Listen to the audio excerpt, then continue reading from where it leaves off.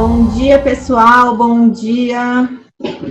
Bom, vamos começar aqui a nossa aula. Primeiramente, eu quero dizer que a gente está muito feliz com a presença de todo mundo aqui. Para a gente é uma honra ter vocês aqui. Eu e a Jéssica, quando a gente idealizou essa aula, foi justamente para ajudar, para que a gente possa se unir mais nesse momento e aprender muito. Escolhemos um time muito seleto, ficamos muito honrados com os professores que aceitaram. É uma honra para a gente e esperamos ter uma manhã muito produtiva. Vou passar agora a palavra para minha sócia, minha amiga, para a Jéssica. Você, Jé. Bom dia, pessoal. Mais uma aula nossa aí para discutir alguns pontos polêmicos das medidas provisórias. A gente sabe que é uma situação totalmente atípica essa que a gente passa no nosso país, por isso as dúvidas são muitas, a insegurança jurídica também bate bastante nas nossas costas. E com relação à orientação do cliente, a gente sabe que para muitos pontos da medida provisória apresentam diversos riscos, a gente tem que lidar com esse gerenciamento de riscos no cotidiano da advocacia. E aí, pensando nas principais dúvidas, nós reunimos aqui na aula um time seleto de profissionais para bater um papo super bacana com vocês. Então, agora, pela manhã, nós recebemos o professor Marcos Scalers, que inclusive já está até aqui no webinar. Mais alguma pontuação, professora Tati? A gente já pode dar início. Já podemos dar início. Eu só queria pedir para o pessoal, se vocês tiverem alguma dúvida durante a aula, podem mandar no chat. Pode ser que a gente não responda na hora para vocês, porque a gente já tem uma ordem aqui. Mas até o final a gente vai tentar responder o máximo de dúvidas possíveis. Como o professor Marcos já está aqui na aula, vou passar a palavra já para ele. Vou só colocar aqui na tela já para vocês a pergunta, então quem quiser aproveita e tira print da tela que a gente vai colocando todas as perguntas aqui para vocês. Bom, vou falar para a Jéssica ler a primeira pergunta, vou colocar aqui na tela para vocês a primeira pergunta. Então vamos jogar uma bomba aí. Bom dia, professor Marcos. Bom dia, pessoal. Bom dia. Primeiramente, agradeço o convite. É uma grande honra estar participando desse evento. É um evento ao lado de grandes professores, grandes amigos também. Fico muito contente pelo convite. Tenho certeza que vai ser um dia, uma manhã de muito aprendizado aqui para todo mundo. Para quem não conhece o professor Marcos, ele está aí já... provavelmente, na verdade, quem está aqui na aula conhece o professor Marcos. É difícil uma pessoa que não conheça ele. Ele está aí frente ao direito do trabalho já há bons anos. Atua também como magistrado. A gente vai colocar aqui algumas colocações para ele, espera a resposta dele com relação a algumas pontuações da medida provisória. E a primeira pergunta que a gente tem aqui no aulão é justamente essa. Professor, no caso dos empregados que recebem adicional de periculosidade ou insalubridade, ou então que são comissionados, a base em que será calculada a redução ou a suspensão, caso da empresa faturar mais de 4.800.000, será do salário base ou da remuneração? Salário, mais adicional, mais comissões? Como que fica isso? Olha só, é uma pergunta excelente esse tema levantado, né? Exatamente iniciando pela questão dos adicionais primeiro, depois eu falo do comissionista. Eu vejo assim, o grande debate desses dois adicionais, o adicional de salubridade, o adicional de periculosidade, é que é o famoso salário-condição. É aquele adicional que é pago em razão do empregado estar sujeito a uma condição. Nesse sentido, adicional noturno, adicional de transferência. Então, a natureza do adicional é exatamente compensar o empregado por uma condição mais gravosa, uma condição diferente do habitual, que é o caso da insalubridade e da periculosidade, ok? E aí, no período de suspensão, no período de redução, vou falar primeiro da suspensão. No período de suspensão, ele estaria fora dessa condição. Ele não está sujeito à insalubridade, não está sujeito à periculosidade. Então, uma resposta rápida, se você fosse fazer um raciocínio rápido e curto, você poderia cogitar a ideia que, olha, é salário e condição, ele não está sujeito a essa condição, vamos tirar esse adicional, vamos tirar esse valor, porque ele não está mais sujeito àquela condição de insalubridade e periculosidade. Um raciocínio rápido analisando a natureza do instituto. Porém, com todo respeito, lógico, o tema é novíssimo, tem semana, cada dia, hoje acabou de sair uma nova MP, 944, você dorme, acorda, tem uma nova MP, e a MP que trata de garantia de emprego. Eu comecei a ler o caput e falei, não, é só de questão de folha de pagamento, não vou nem me preocupar muito. Aí você desce e tá lá, garantia de emprego. Eu falei, meu pai... Garantia de emprego. Então, a cada dia é um novo debate. Por isso, lógico, já peço desculpa a quem entende diferente. É um entendimento que eu tenho de imediato, mas é algo que é a ser refletido. E esse aulão bacana serve para isso. Eu penso que ainda que seja um salário condição, deverá ser utilizado, sim, no cálculo para o pagamento do benefício, para fazer o cálculo da redução do salário, da redução da jornada e do pagamento do benefício dele.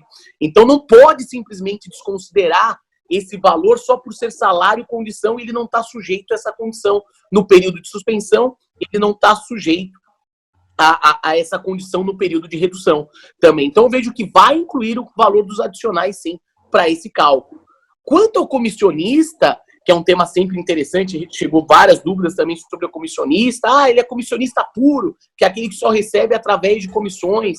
Eu vejo que tem que se apurar com média, é como se fosse o cálculo das férias. Se calcula com a média dos 12 últimos meses, e se ele tem menos de 12 meses, obviamente, se calcula com as médias desde a admissão dele, e aí se chega a um valor das comissões desse trabalhador, e com base nessa média de comissões, se calcula, ok? Se calcula. Eu vejo, assim, um debate também interessante quanto às gorjetas, porque a gorjeta é remuneração, não é salário propriamente dito.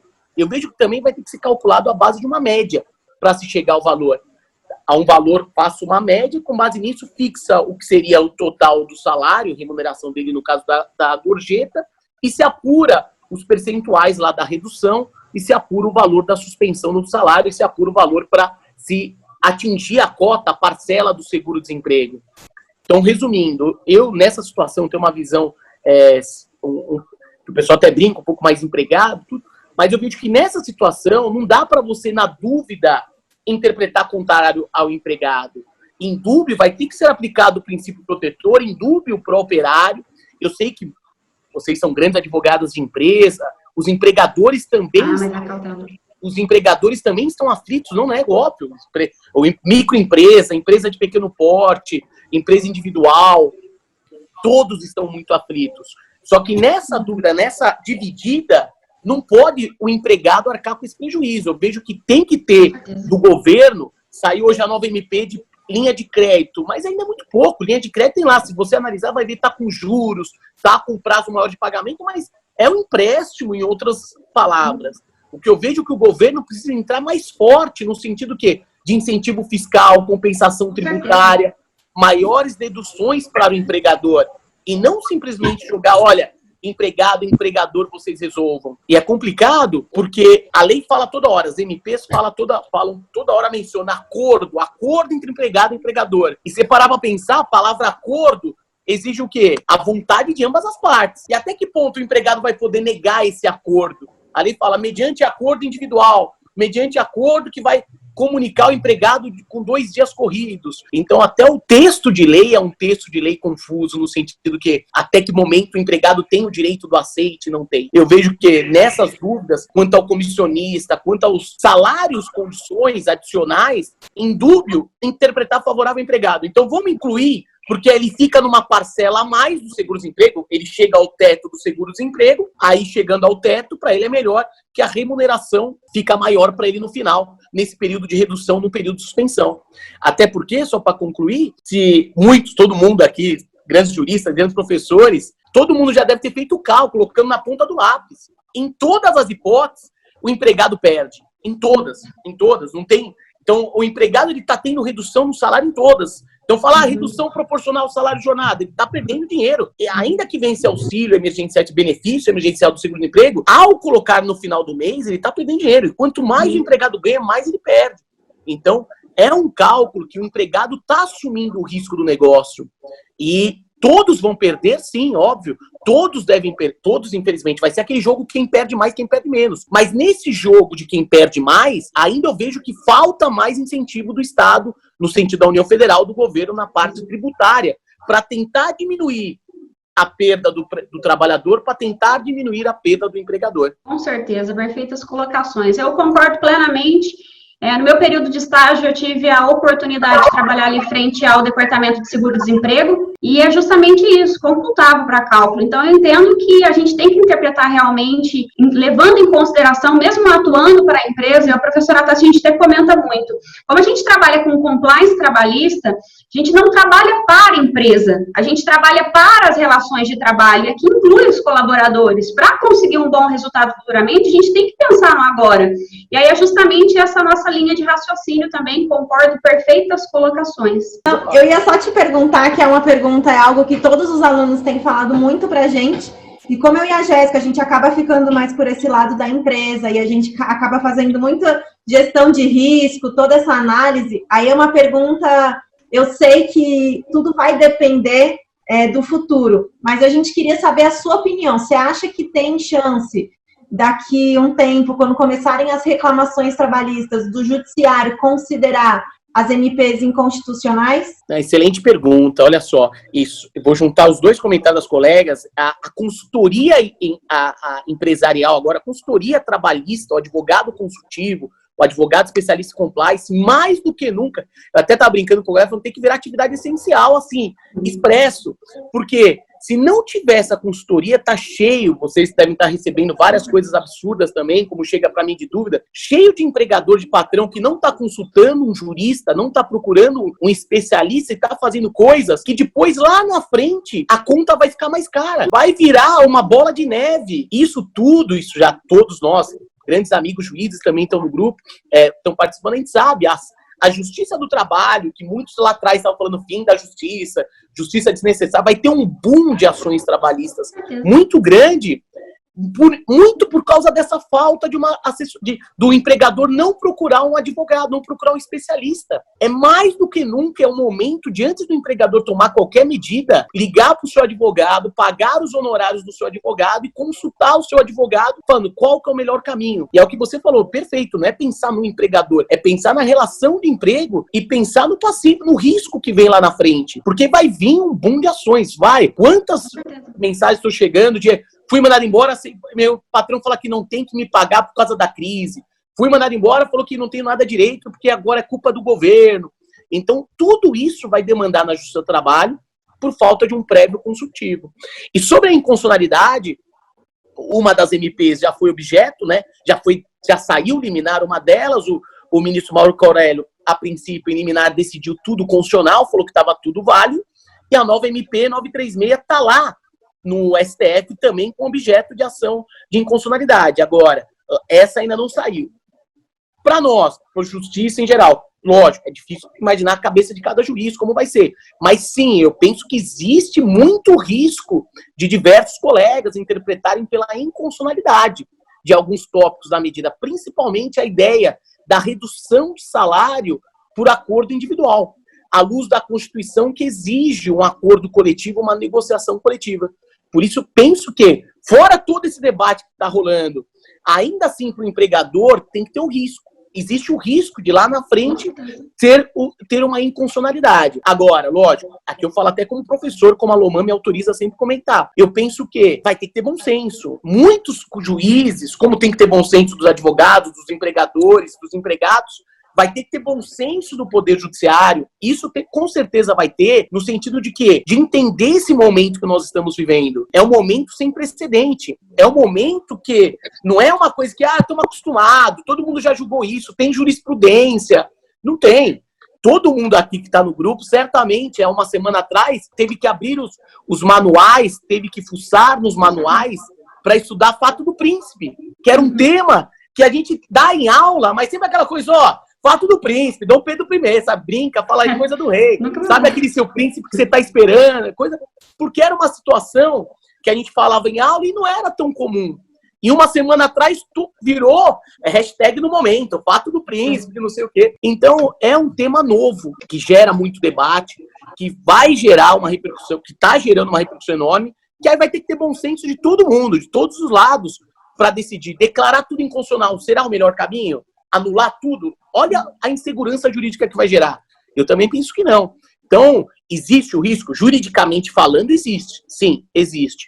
Mas eu penso que vai ter que ter um bom senso de todos aí, todos os operadores do direito, nesse momento aí, na hora que começar a explodir as ações trabalhistas, como já vem acontecendo, liminares, proibindo o empregado de trabalhar, o empregado tem que trabalhar, não tem. Então, tá tendo bom senso e tem que continuar tendo no futuro. Perfeito.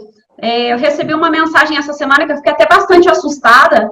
O empresário ele queria utilizar os benefícios de suspensão do contrato de trabalho, ele queria colocar o colaborador lá para receber o benefício, mas ele queria que o colaborador continuasse trabalhando, ele queria cometer uma fraude. Então, olha onde vai a cabeça do ser humano. Já tem gente buscando um jeito para ganhar, tirar alguma vantagem em cima das medidas. E aí é onde entram realmente os problemas.